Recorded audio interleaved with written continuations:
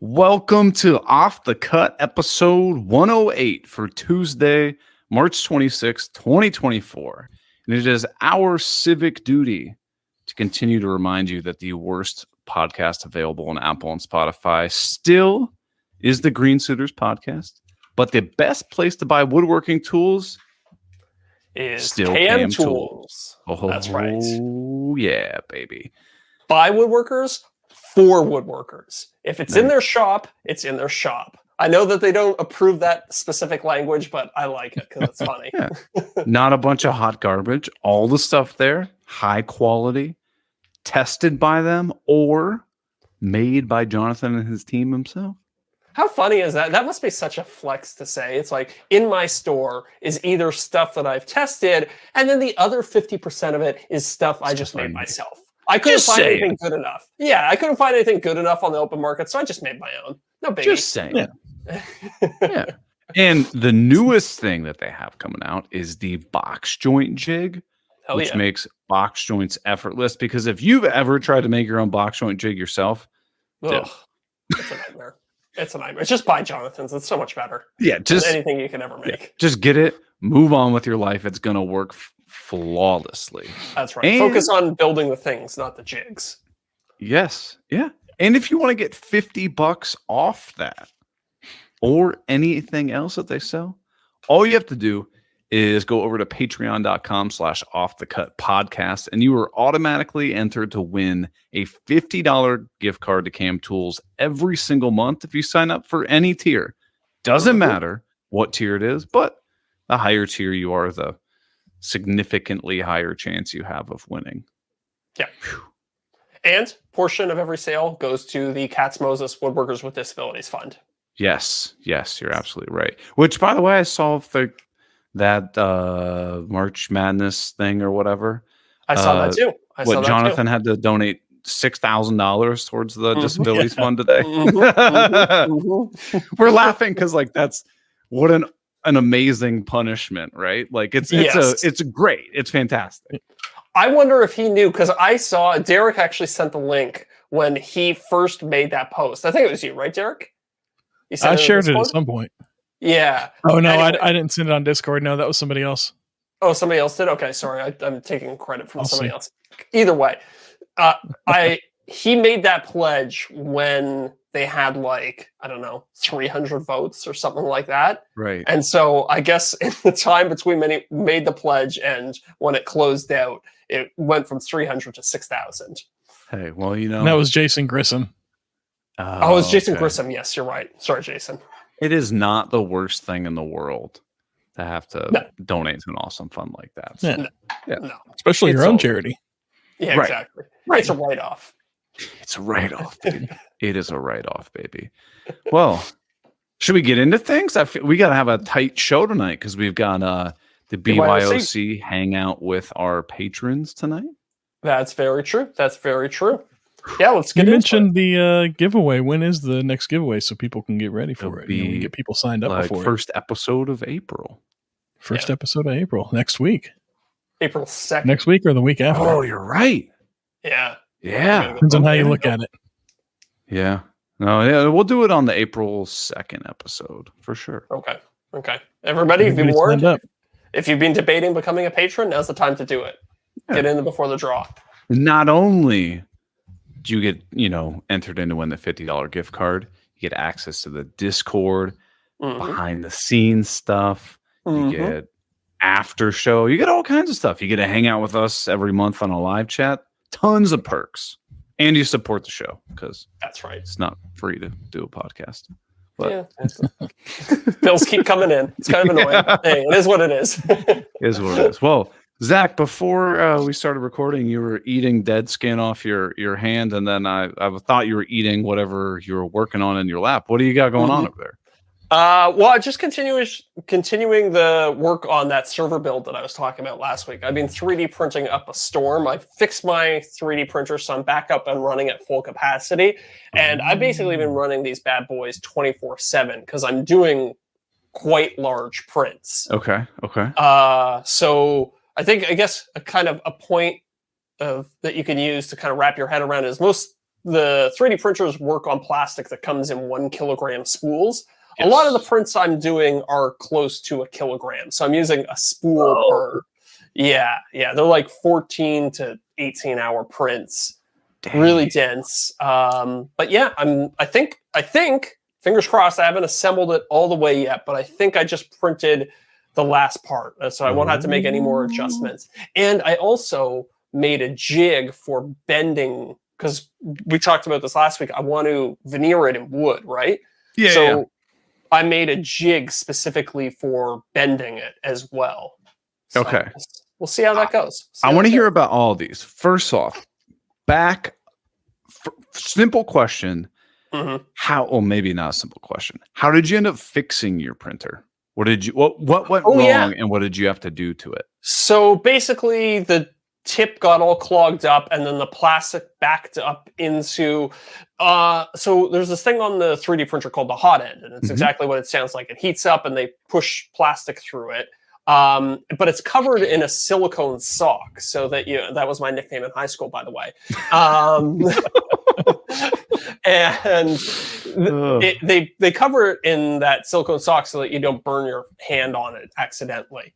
But for some reason, the tip of that silicone sock got all clogged up. Again, the jokes, they just write themselves. And then the potential show title right there. Yeah, the one where they clog up their silicone sock. Yeah, or wear silicone socks. I don't know. It'll come to us. Anyway.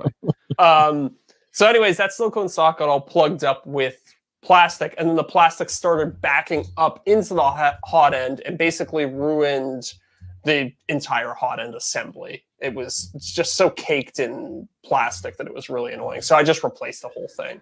And so what was it like? Well, we talked about this a little bit last week. A new hot ends are like $30. Yeah, $30-$40, something like that. Okay, not too bad. Yeah, so not too bad. It's kind of considered a wear item. They do wear out over time, and this one was probably past due on replacement at any rate. So you basically just took the hot end out, put a new one in, good to go? Yeah, it's like probably remove a front panel, take out 3 electrical connectors, 2 screws, Bob's your uncle. Okay. So probably start to finish, probably like a 30-minute endeavor. You didn't have a ton of like excess plastic just like all over the extruder or anything like that? I think I would have had I not caught it as early as I did. Okay. Yeah. That makes sense. I was printing and I was here and I was like, why is my print not looking quite right? And then I stopped it almost immediately as soon as it started backing up. So got lucky in that regard. So not a horribly difficult fix for that. No, definitely not. It's kind of, it's part of general maintenance of your machine. It's, like changing a saw blade on a table saw or something like that. That's fair. Yeah. Next question I have is, you're saying that you're printing out like whole kilogram, size pieces, which is not only expensive. So like everybody, a kilogram of filament, depending on what you buy, is $30, $20-$30, depending on what it is. Scott Walsh put me onto this cheaper stuff that's like $25 a roll. So what is it? What do you mean, the brand? The brand. It's called Elegoo, I think. Okay. Yeah. Okay. I've been using the Overture stuff. Mm-hmm. And I've used a lot of that stuff. Yeah, and I like that stuff. No issues. It's not too expensive. It seems pretty, not budget bargain basement, but not super premium, but kind of like middle of the road. Yeah, the stuff that the Elegoo stuff, you can get 4 kilograms of it for $75, and that's 75 Canadian too. So well, I'll look into that next time I gotta buy some. Prints well. I've had no complaints with it. So yeah. Okay. So the question I want to ask is, if you're printing off like whole kilogram size pieces, is did you run like scale models? Did you run it at like a 10% model to make sure all your pieces like fit and stuff like that before you? No, you know what? So that's kind of the magic of Fusion is I've been pretty confident everything fits because I've got this pretty complex 3D model. That being said, I have printed it a couple times, and yes, there have been some things that I've had to adjust, but I never actually went to the extent of doing a scale model, which is kind of an interesting concept. Maybe I'll try that in the future. But then it's an interesting concept, but I also don't necessarily know if it's helpful because when you're dealing with pieces that need to like, fit together or whatnot, if you scale it down, now all of the individual layers of the filament are going to change. That's So true. it might skew how your pieces actually fit together. Yeah, and the most challenging part about this whole project has been getting my 3D printed parts to line up with real world parts. So when we started the show, I was screwing this big fan to this front shroud, right? So that's like there's 10-inch fan? 200 millimeters. So yeah, I guess that's like 8 inches, I think. Yeah, that sounds about right. So there's a screw mounting point in the corners around the fan. So basically, I was just testing to make sure that I measured those screw points correctly so that I can screw to the front of my 3D printed part and into the fan to mount it there. Interesting. Okay. So those are kind of the things where I'm printing things to double check, is to make sure that my screw holes on my 3D printed parts line up with their real world counterparts. Right. That makes sense. Yeah. I'm excited to see this one come together, man. Yeah, I'm hoping to go and do all the wood bending and stuff later this week. So that's now the most exciting part for me. That's what I was going to ask next is, have you decided how you're going to tackle that? You mentioned you had some sort of form that you're going to use? Yeah, so basically I printed a jig specifically for bending these pieces, and I got a big vacuum bag to suck it in. Okay. I still haven't decided what adhesive I'm going to use. Yeah, so there are still some questions in my mind about how exactly I'm going to do this. Do you have an adhesive that you're leaning towards? I have enough material to do 2 attempts at this. Okay. So I'm thinking I'm going to do one with contact cement. And then if that doesn't work, and keep in mind, if it doesn't work, then I'm going to have to 3D print another thing. So it's going to be like another $60, $80 in plastic, but whatever. I'm thinking it's a write-off. Yeah, exactly. I'm going to do one in contact adhesive and then one in epoxy and see which one works best. Do you decide what kind of epoxy you're going to use? I realize I have a bunch of laminating epoxy from Ecopoxy that I used to make a skateboard deck back in the day. Yeah. So I think I'm going to use that. Okay. My only concern with that, though, is that once I pull vacuum, it's going to squeeze out all the excess epoxy. And if there's too much, it's going to get on... Like, I'm worried about the epoxy getting on the wood and then staining it. How thin a veneer are you using? I don't know. What's wood veneer normally? Like a 32nd? Okay. Pretty thin. So yeah, so it'd be tough to sand that out. Exactly. I don't think I could sand it out, really. If you had it finished with like say Rubio first, would the that's a good point. Would it stick to that? Stain that? Maybe just not. The outside layer, or like shellac it or whatever. Yeah. Maybe worth doing a sample piece on to test like different coatings to see whatever resists that epoxy slipping through. Yeah, that's a good. That might be a good part of the video too. Yeah. Here's the other thing. Mm-hmm. You could use epoxy, and then if it does kind of stain the wood or whatever, after it's all veneered, you just do a light sand, and then you finish the wood with epoxy. No, right. True. Yes. That's also a very good point. Okay, this is why we talk things out on the show. Yeah. I mean, you've got options. Like, even if you quote fail, I don't think you're failing. No. Then it just becomes a question of how am I going to rescue this, right? Yeah.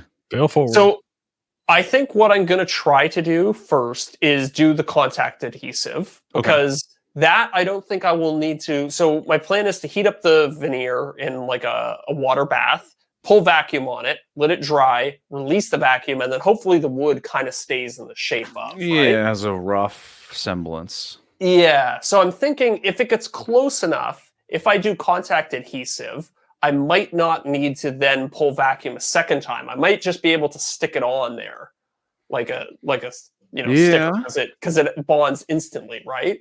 Yeah. Whereas but it still needs the pressure, because remember that when you roll out laminate, you still have to like hit the J roller to like really jam it in there. Yeah, for sure. But I think I could do that I think I could do that without pulling vacuum. Okay. But I think the epoxy, I would need to pull vacuum in order to get it compressed, because it's got to stay compressed for at least a couple hours while the epoxy cures, right? Yeah. And what are you Yeah. going to use for pulling the vacuum? Are you going to use one of those like hand pump wine pump things? Exactly. It's surprisingly cheap, by the way. I got it off Amazon. I think it's actually for storing clothes. So it's one of these systems that, like, if you're going to put like clothes in your attic or in your basement for a year, you put them in these bags and then you pump out all the air and it sucks it out, so they're much more compact and they don't get stinky and whatever. But I think it cost me $18 for like 5 bags in the pump. Yeah, exactly. It's not bad. You're not worried about that bag like splitting on a sharp corner or anything? I am slightly worried about that, to be honest. But I did a test run just without any wood veneer, and it was okay. It held, and it didn't seem too bad. So that made me feel a little bit better. I've got some of those bags that we put like blankets and like quilts and stuff like that in. Exactly. Same idea. And they work fantastic, but then once you kind of open and close them, it doesn't seem like it holds its seal super well. So it's almost like you're going to treat this as probably a one-time use thing. Oh, for sure. This is not going to be my vacuum bag that I go back to for years and years. I'm going to use it once and probably toss it, as sad as that is to say.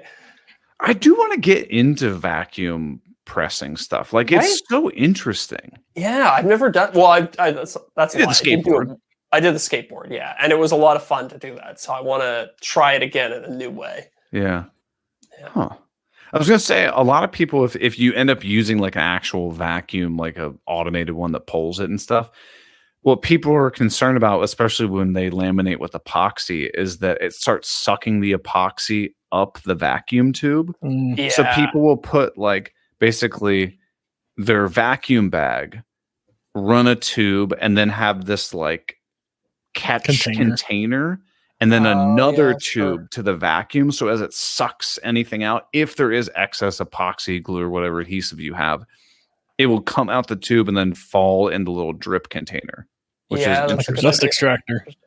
It's basically, think of it like the dust deputy of the cyclone thing, basically is what it is. Yeah, I did some airbrushing for the first time a few weeks ago. And my airbrush had a little catch can on it in case any moisture got absorbed into the sprayer. So same idea, just a little catch on the side where any water could drip into. Okay. What are you airbrushing?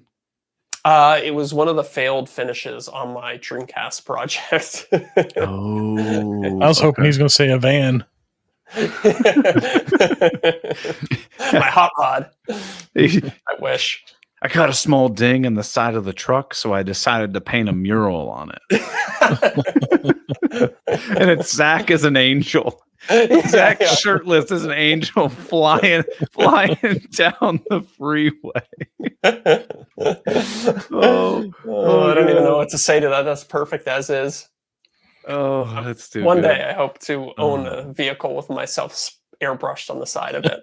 Oh, that would be wild. It'd be like you remember from like the late 90s, early 2000s, Pimp My Ride? Oh yeah. Apparently most of those cars never even just complete junk. They didn't do any mechanical restoration to them. It was purely the cosmetic stuff, and that was it. I remember there was 1 or 2 episodes where like they got the car and that was like so bad that they're like, we have to buy them a new car. And we literally can't even work on this one. And it's like, if there were only a few episodes where they did that, can you imagine how bad the car had to have been for them to be like, you need a new car? Yeah, these cars were rough. I remember watching that show and just being like, oh my God, I can't believe these people are driving around in some of these machines still. Can't be safe. But it was interesting. Funny. But I mean, they would do the silliest stuff to cars, and then they'd be like, you like fish, so we put an aquarium in your back seat. You're like, where am I going to put my groceries? They're like, don't worry about that, man. You got an aquarium. Yeah, I mean, I guess it would have been kind of fun to be on the show, but at the same time, they're taking your primary mode of transportation and making it completely unusable. Yeah. And they keep it for like months at a time too. Yeah, I heard that. Oh, sometimes yeah. the How long did turnaround they was keep like it? a year. How Yeah. long Pimp My Ride keep cars? It I wanna said see your 6 to Google. 7 months. Yeah. And the Yeah. show's participants had to find their own transportation while their cars were being upgraded with zero support from the network. I've Yep. heard that MTV back in the 2000s, and maybe still is, was just ridiculously cheap. Like they Oh, yeah, wouldn't sure. pay people anything, they wouldn't pay contestants anything. Like they tried to make all their shows on a shoestring budget. I believe it. Yeah. But you know, like Pimp My Ride, like it was pretty damn ridiculous, right? Yeah. But do you know that for a fact if somebody made a show like that on YouTube, a channel like that on YouTube, it would be so damn popular. I wonder. Did you ever see that one they had on Discovery before Pit My Ride called like Monster Garage with Jesse sounds James out of familiar. California? Yeah, They would that take sounds familiar. vehicles and just like turn them into the craziest things. Wasn't that? Monster Garage, yeah. I thought that was mostly. I thought he did 2002. motorcycles.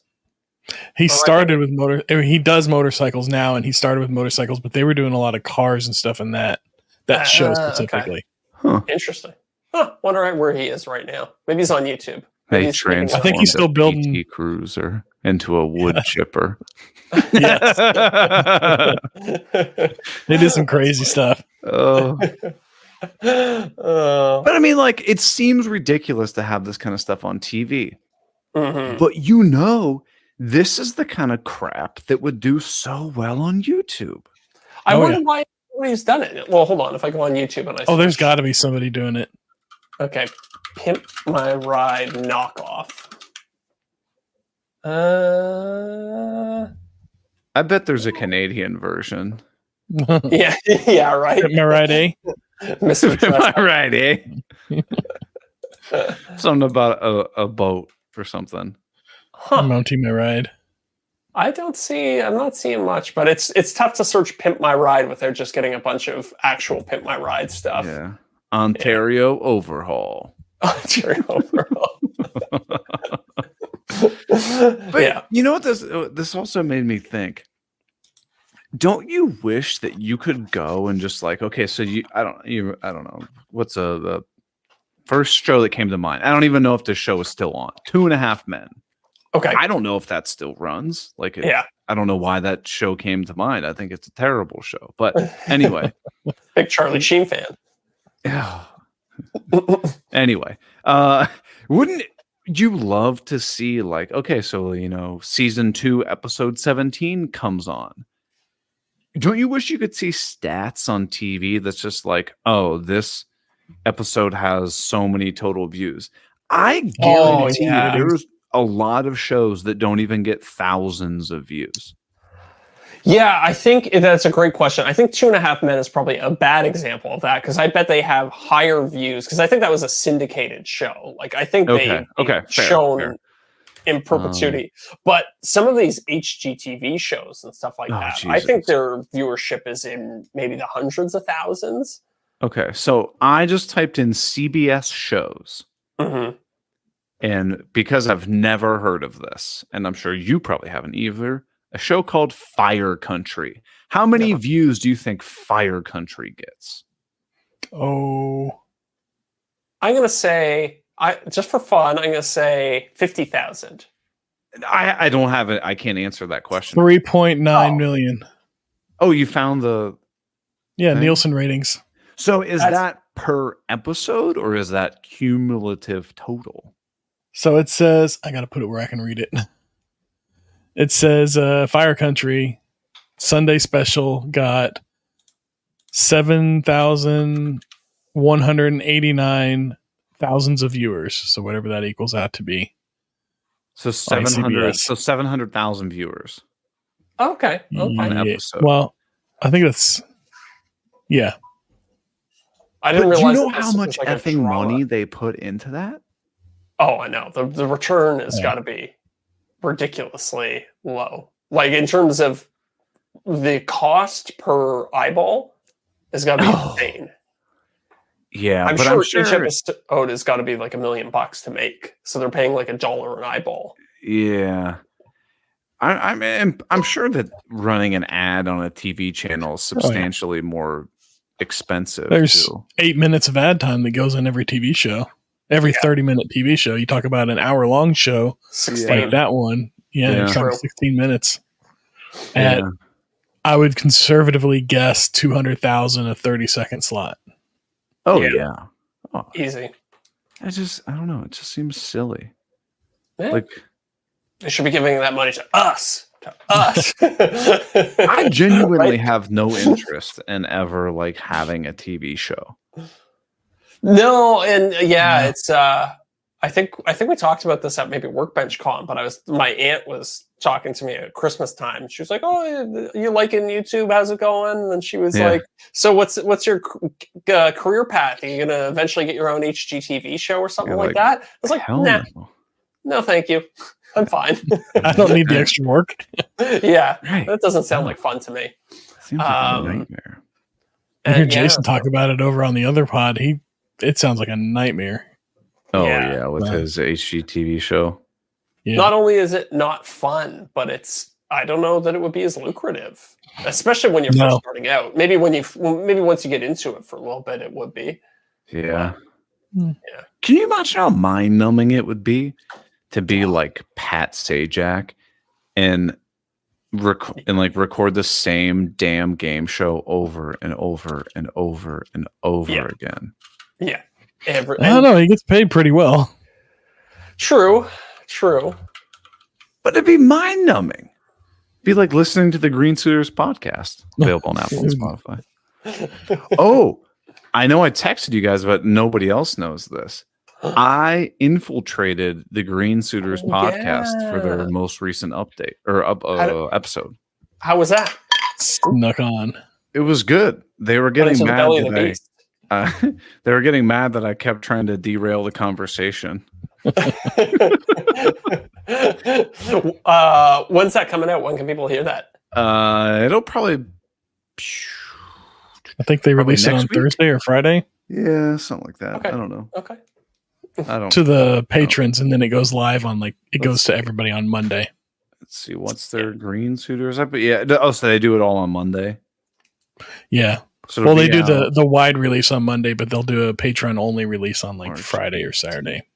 Okay. Gotcha. So yeah, so it'll be on episode stand by 131. I believe. Okay. Yeah. Well, I so will be watching for Green that. Suitors 131. I'll be on there. And the best thing is they started recording at 5:30. And Because they always Jason met early. Yeah, Jason texted me, because they're old, they got to go to bed early. Jason texted me in the morning. He's like, "Hey, join the podcast. I'm not gonna tell Ronnie, and join just like without your camera on and sign in under guest." So Ronnie had he was like, "Why is there a guest joining the show right now?" He had no idea. It was pretty funny. We had a good time, though. How long did it take him to figure out it was you? About 30 seconds. Okay. It's pretty good. That's pretty good. Yeah, it wasn't bad. They're actually doing something. They're doing a podcast meetup with all of their Yeah. listeners. The Green Suitor Con. Yeah, I was like, that's actually a pretty fun idea. They're doing Yeah, a that's whole not a bad weekend in idea. Cincinnati. Didn't Keith and Jason do that at Workbench? I feel like they had like a separate little. Yeah, They met with their fans. Yeah. Yeah. Yeah. they're doing an entire weekend. They're trying to one up us. Whoa.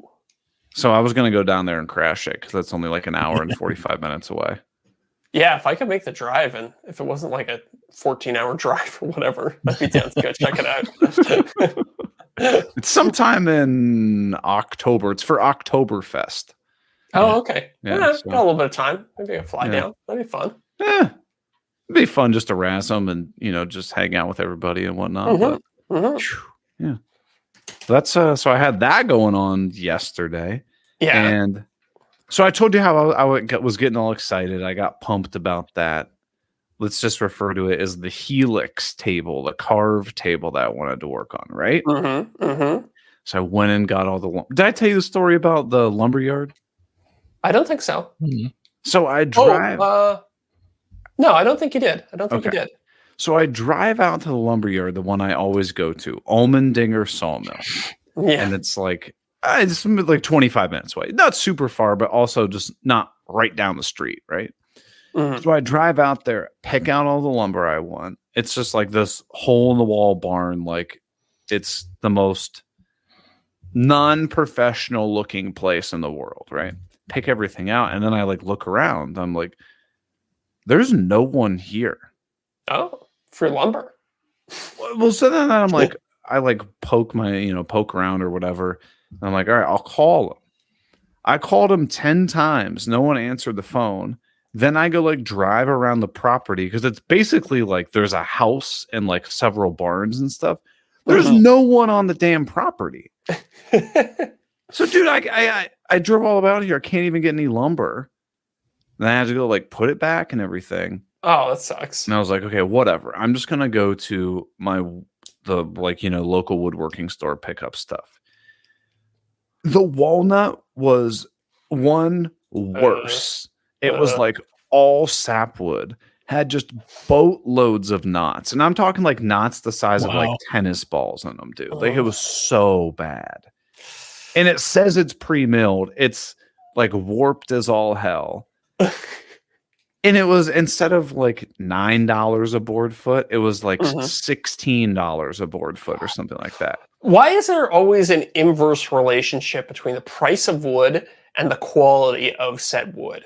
You know, if you're going to buy oak or something at Home Depot, it's going to be crazy expensive and it's going to be the worst lumber you've ever seen in your life. But then you go to these small mills and it's like, oh, it's actually really nice and it's half the price somehow. Right. It's because they're not transporting it all over the damn country. Yeah, that's true. That's probably a factor. They don't ship. They just cut it there and then they're like, we do not ship. We do not give volume discounts. Like it's on our property. That's what we have. Yeah. It is infuriating. I let spent me ask you, almost $600 on lumber for this stupid ass side table. Well, I mean, it's going to be fun, but I'm like, $600 in lumber for an end table? That's crazy. Yeah, that's pretty cheeky. That's a write-off. Did you see Jason's video on ordering wood through the mail? I did, because I was paid like $20-something a board foot for one of them.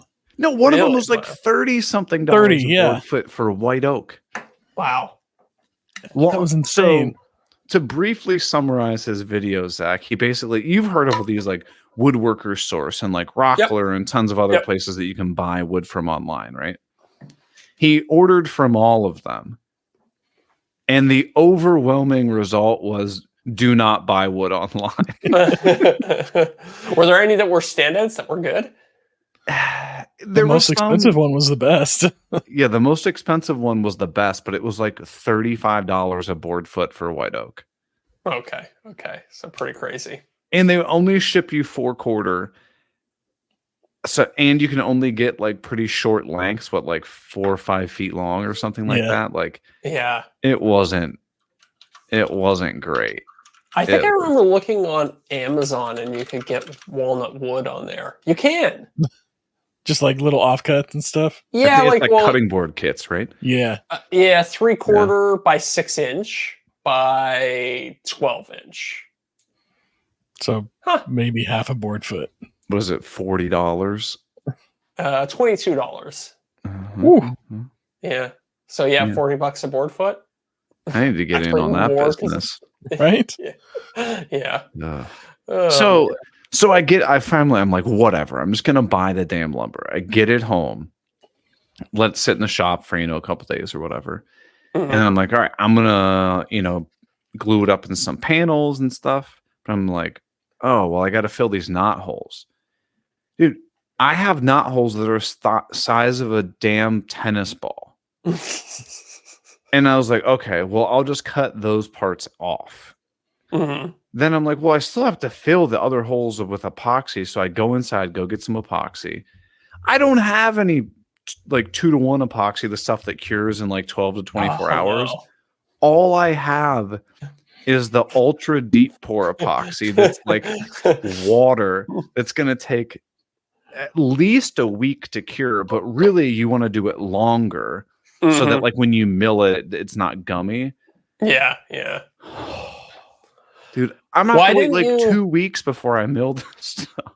Here's what I think you should do next time you're at Almendinger and there's nobody there. Just take the wood and then call them up later and be like, hey, I got this many board feet of walnut. Can you process my credit card over the phone?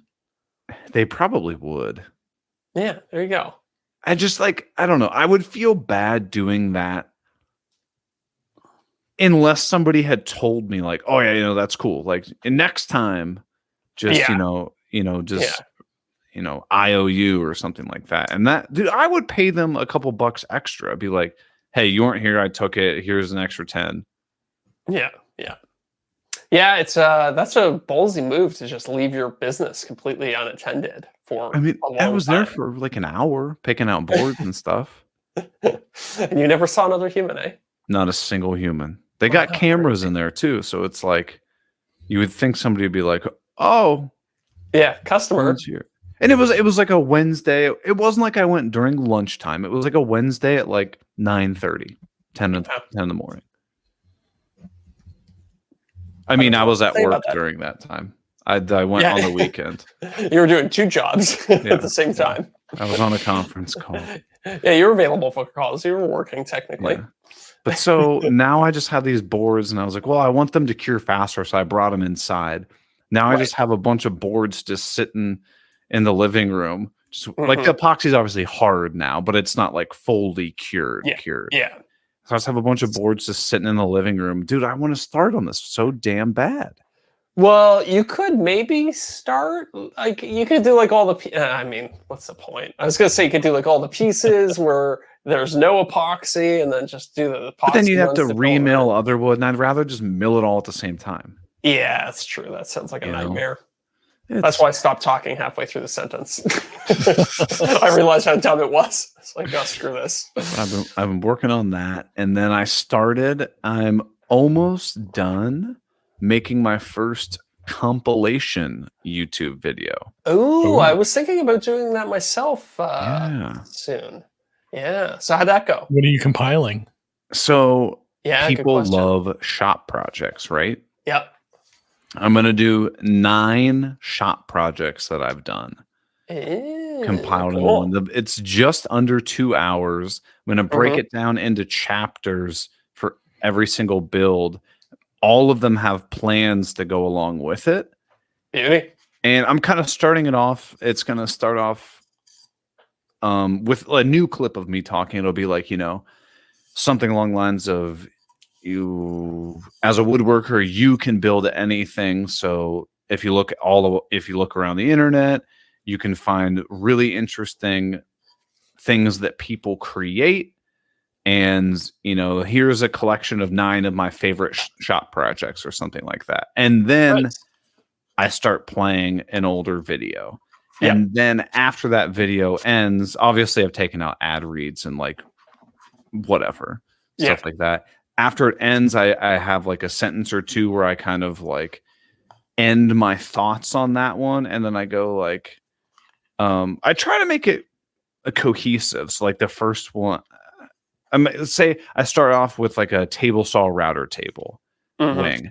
Then I'm like, that was a really good build. But one of the things you probably noticed is I didn't, go after like the dust collection part. So the next best thing to do after you do that is start building and addressing the dust collection. And then I play that video. So you have like kind of a way to kind of make all of those a cohesive thing. But the heavy lifting of making those videos has already been done. So So if you had to guess of this 2-hour video, how much is going to be new footage? Oh, maybe 5 minutes. Maybe 5 minutes. Okay, cool. Yeah. Cool. So just really short little bumpers between each one. And did you find a way to successfully tie each video together? Yeah.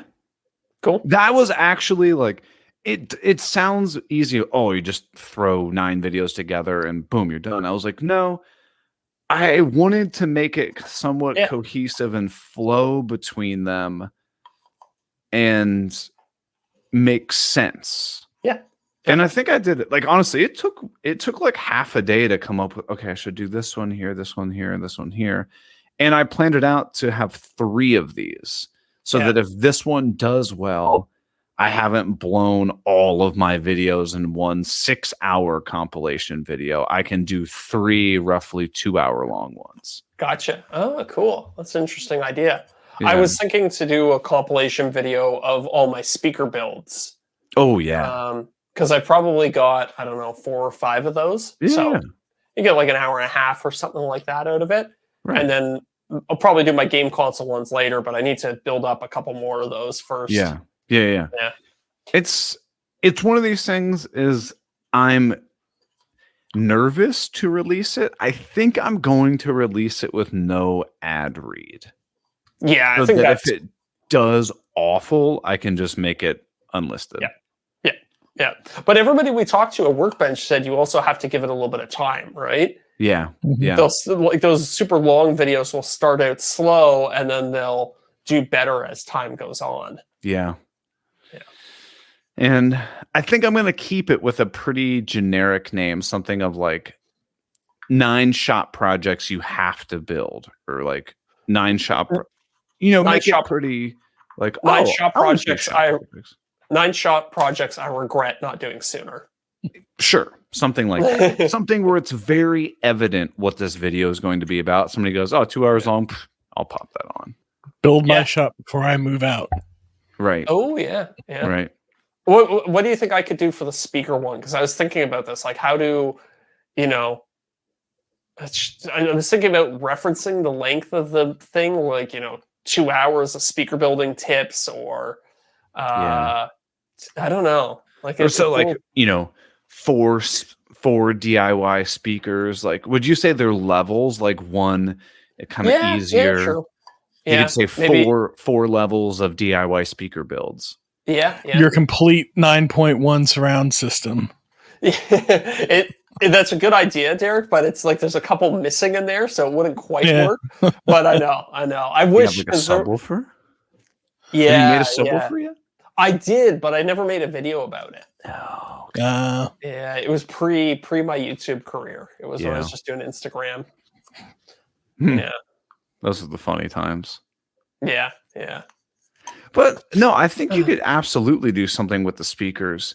Mm-hmm. But here's my question. When do you release a video like this? Yeah, I feel like I should release it I should put out like a video that's like, oh man, that's a core Eric video. That's a core Zach video. Yeah. And then 5 to 7 days later, put this one out. So it's not like, people have been waiting for Zach's new video for a month or 2, and now you put out this. That's what I would do as well. That's how I would play it. I wouldn't consider it like a project unto itself. It's kind of like a bonus video or something. Yeah. So why not put out your core video and then watch the metrics on it, and your channel and how it performs. And when that video starts to have that drop off where it's no longer performing, then drop your new one. Yeah. Maybe, yeah. I've also considered releasing it of, Zach, you know this, the channel gets ebbs and flows of all of your videos tend to be performing a little bit lower, and then all of your videos start to perform better. Do you wait to release a video like that when things are going really well, or is that going to kill the progress that you're I know, right? Like when things are going well, I'm always like, I got to bring the heat. Like that's the time to post your best videos, I feel like. Right. And then when it's, when you're in a little bit of I'd be more likely to do it, especially because this is kind of a long play. That this 2-hour video probably isn't going to get 1 million views in the first week. This is something that you going to be a 10 out of 10. It's something you hope slowly accumulates views over time. So I would intuitively say that you should post it in a kind of a low point. Okay. Interesting. No, I'm not disagreeing with you. I'm saying talk to me more about your logic behind that. Well, I feel like when you have momentum going, you kind of want to, like what Brad was saying, you kind of want to put your foot right on its throat and just when something's working for you, you want to keep doing it. So this is kind of a departure from what you would normally do, right? So it could be a little bit of a combo breaker. If somebody's like, I watched Eric's last 5 videos and they were all great. They were all, 30 minutes right in the pocket of where I like it. And then this 2-hour one comes out. He's like, I don't have 2 hours right now. So maybe the click-through rate's a little lower and kind of breaks that trend for some people. Whereas when you're, on a little bit of a downtrend, that's kind of your time to experiment and try new things. Because, worst case scenario, it just doesn't do that well. And it's, I don't know, not that much of a detraction from the rest of the channel. Yeah. It's the nice thing about not attaching a sponsor to a video like that is you can unlist it, and from the public's eye, the video never happened. Exactly. Right. Exactly. And I'm sure, what do you have invested in this video? Maybe day and a half. Exactly. So it's, it's something you'd be willing to risk if you axe it because it's not doing well, then it's okay. Well, you just lost a day's worth of work. It's not like we've never lost a day's worth of work before in this business. Yeah, it's not like you're working on a project for 2 months and the video got 5 views. Like, that'd be rough. That'd be rough. Yeah. But that's where your Raid Shadow Legends goes, right there. Dude, I got pitched to Raid Shadow Legends. Yeah. And I was like, I don't think I can do it. No. I don't think I can what's do it. What's your objection to it? I mean, to me, it's just like, it's like any other video game, I guess. I know, but it's like, it is so, like, whenever I remember, even before starting this, like, I would see ads going, Squarespace, life insurance, whatever. I was like, who cares? And then people would Raid Shadow Legends. I was like, you gotta be fucking kidding. Yeah. You know what I mean? I'm like, you really? definitely see it and you're like, they're just they're not playing it. They're just getting the paycheck. Right. Oh, totally. Oh, that's explicit too. But I mean, that's fair, but I mean, I don't know. I feel like there are obviously sponsors that you do just for the money, and I feel like I guess maybe that's just my perspective as a YouTube creator. Like, I see other creators doing spots, and I'm just like, of course they don't really care. Like, it's just a gig, right? Right. It'd be like, would you do a makeup ad? Right. I mean, maybe, but everybody's got their how fat's the check. Holiday time is coming up. One of the things I'm getting for Sophie is I don't even know a makeup brand. I remember some creators talking about there was some company that was shopping around I can't remember, it was like some sort of like device that you rubbed on your face, and there was like an electrical charge or something. It's like a massage bristly thing or whatever. Yeah, right? And they were handing out fat paychecks, apparently. I'm pretty sure that's one that was pitched this week through our agent. Oh, really? Interesting. Yeah. I haven't checked that out. Called Foreo, Foreo. Foreo. Let's see. Yeah, I think this is it. Is that what it is? Yes, I think so. Yeah, it's like a face massager cleaner thing. Obviously, like a product aimed at women too, by the way. I'm looking at their website and there's not a man on it, but for some reason they were approaching woodworking content creators. Yeah, I don't know. Yeah. I mean, again, like, would that be my first choice of sponsor? No. But if they drove a big enough dump truck full of money to my front door, like, everybody's got their price. Sure. Well, speaking of videos, I saw something that I took when we were at WorkbenchCon. People were talking about that. I'm going to say the wrong name, so correct me. Alex and Samir, is that it? Oh, David and Samir. Colin and Samir. Thank you. Yes. It's a newsletter and a media company run by people. It's all about like the creator economy. So I subscribe to their newsletter just to be on the up and up of just things that are happening. Mm-hmm. One of the things that they shared in one of their most recent newsletters is a new AI program that, dude, I love this. Okay. So you know how a lot of us we'll text each other and be like, "Hey, I got this video. Help me brainstorm ideas of titles and stuff like that." 'Cause Oh, it's yeah. brainstorming. All right. It is called Title Exploder. Title Exploder. Title Okay. Exploder. And what you do is you basically put in like the title of your video, and then you could do a description. And then it kind of makes like this like tree, splits off of like here like 5 to 10 titles.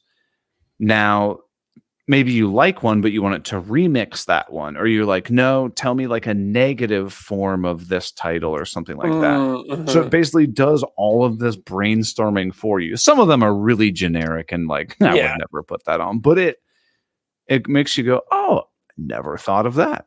It's Huh. free too. I I just signed up for it yesterday. I just searched for it, but I can't find it. Okay, Yeah, I wonder what can the I searched Title Exploder, and hold on. I'll send it in the private chat here. okay.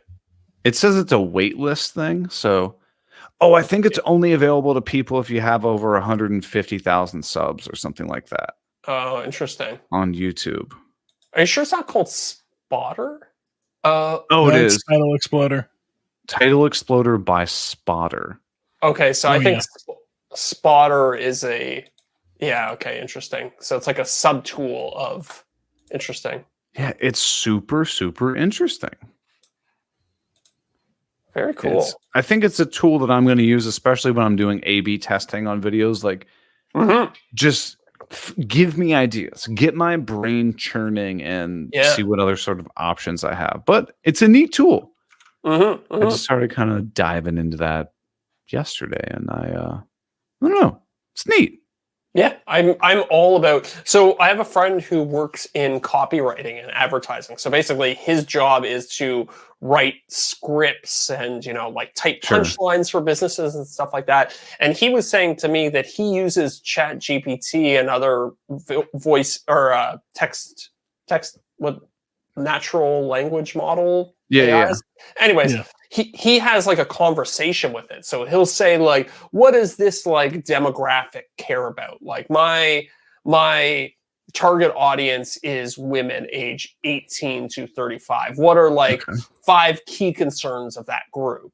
And then like, ChatGPT will list out 5 things, and then he'll say like, okay, well, of those 3 things, like what of those 5 things, how are they all linked together? What's a common trait about those? And blah, blah, Huh. blah. So he has like a conversation with it, and he Okay. finds that that's a good way to brainstorm. Yeah. Yeah. Sometimes you just need to bounce ideas off people, because like you come up with a title and then you're like so entrenched in it that you're like changing one word. It's like, no. It doesn't matter if you say best or greatest. It's more of the specific word is irrelevant. It's the thought that the title is carrying. And sometimes it's really Yes. challenging to branch out Yeah. beyond the one initial thought that you have. Likewise with a Mhm. project. Sometimes you think this is how I'm going to have to build this project, and it isn't until you brainstorm like the veneering your server Yeah. that you come up with different ideas. Yeah. Yeah. Mm-hmm. I don't know. I think it'll be interesting. I Yeah, think it's a program I need to explore more. I need to explore more AI in general. Yeah, I think that's one thing I think we all took away from Workbench is there's a lot of potential for AI for us content creators. So I think the more ways, you try things out. If they stick, they stick. And if they don't, they don't. But they're tools, and it'd be foolish of you to like, not at least not take a look at them. I think my biggest issue is I was talking to Deric. I'm not educating myself on them.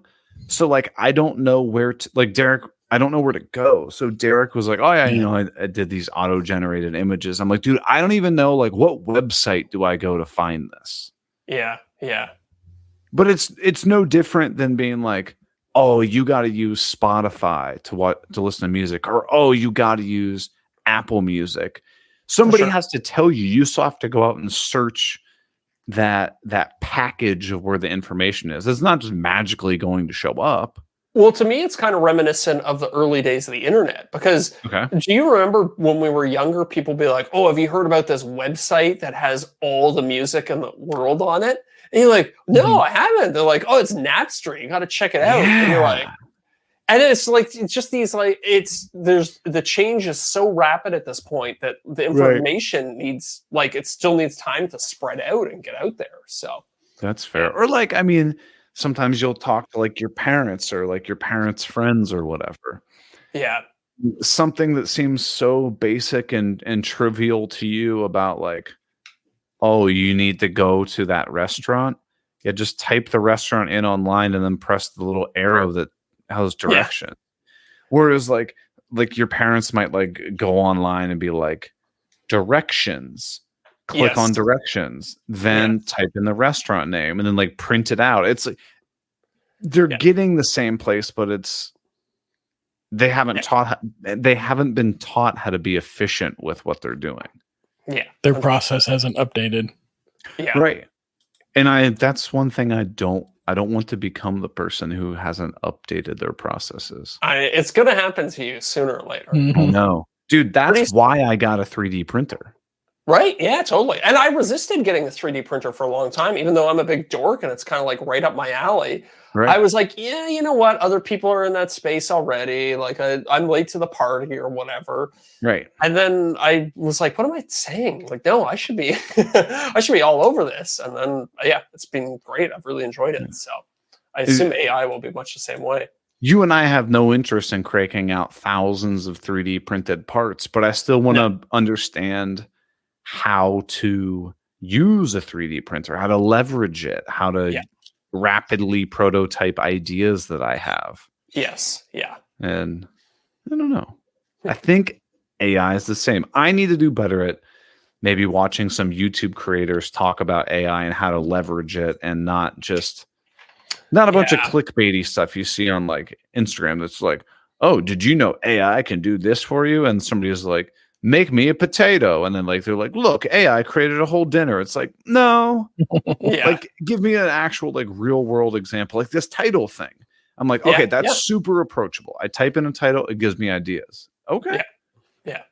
It's not a magic button. It's a tool to leverage. Yeah, exactly. And I don't know. Have you seen any other good AI ones recently that you are interested in? No, I haven't. I don't think, anyways. Oh, actually, no, that's not true. I saw one. This is kind of like a niche one, but it's called Vectorize, I think. And basically, it'll take any image. So a problem I run into all the time. A problem I run into all the time is I'll find an image online and I want to use it for a project. So, like, I was working on my Nintendo Switch project recently, and I wanted the logo from the Nintendo Switch, but all I could find was these low-resolution JPEGs of it. Yeah. So I took this image and I threw it into this Vectorize thing, and it created a vector from the JPEG. And for people who don't know, a vector is an image file that you can scale up or down regardless, infinitely. Yeah, and you never lose resolution. But it happens to me all the time. I'll need just like an image, or I'll need an image for a video, and it'll be really small. And by the time I scale it up to 4K, it ends up looking like garbage. Right. Yeah. So this Vectorize thing has been really good for that. And another one I found is called Runway AI. Okay. And what you can do is input a still image into it, and it will then give you a video file out the other side. So it'll find some way, and it's different with it's random every time. It'll find some way to animate that picture. So this example is on their website is somebody is in New York City, and you're looking down a road, you snap a photo. Yeah. Now this has transformed it as if you're like walking down the street at a very slow pace. It's kind of like a cinematic shot. Yeah, it's like great. Nuts, man. Yeah, I used it for one of my videos recently where I needed. I had a still image that was like explaining what I was talking about, and it was a very simple vector image. So I took that, I put it in Runway AI, and basically it just rotated like 10 degrees. Okay. And it just made it seem it's just a little bit more impressive. It's like instead of having a static image on screen for 5 seconds, you now have something with a little bit more movement, a little bit more life to it. Dude, I scrolled further down their page. They have a Yeah. text to video option. Oh, cool. Oh, So like that must be new. This one says a motorcycle parked on a street corner in front of a restaurant. And it's like a Wow. literally what that is, and it kind of like zooms out. Yeah. Dude, you could just make tons of B-roll footage. Exactly. Yeah. Anytime you need like a little explainer or something like that, it's great for that stuff. And is this one free? I gotta save this. I'm gonna start saving all of these different AI things in a folder. Yeah. You know what? But actually. I really need to though. What I want Bookmark to doors do. for. Yeah, that's what I'm doing. That's what I'm doing. I want to find like one that's a really good suite. Like, you know how Adobe has Photoshop, Lightroom.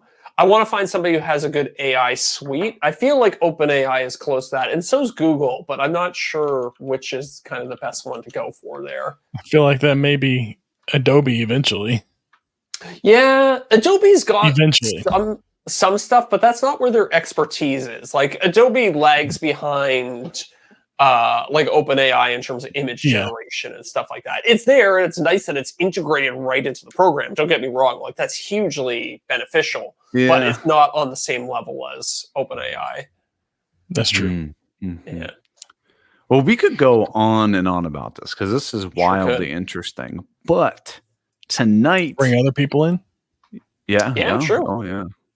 Tonight is the special night of the month where we are doing our live video hangout with our top tier patrons. So that's where we're going to be heading now. And you can get access to that if you're interested at patreon.com/offthecut-podcast. You can also get access to the after show and all the other awesome things that we got to offer for you if you want to support the show. And we want to give a huge shout out to our returning top tier patrons, Joe Welsh at Delaware Valley Workshop. Ooh, that was a mouthful. Goblin Spanker, Dan R. Menderes, Corey Duvall, and Dadu. Hell yeah. Whew. Well, should we head over there? I think we should. Mm-hmm. Everybody, thanks for listening. We will catch you next week, and we'll be back to our regular after show next week. And we're excited. See you, everybody. See ya.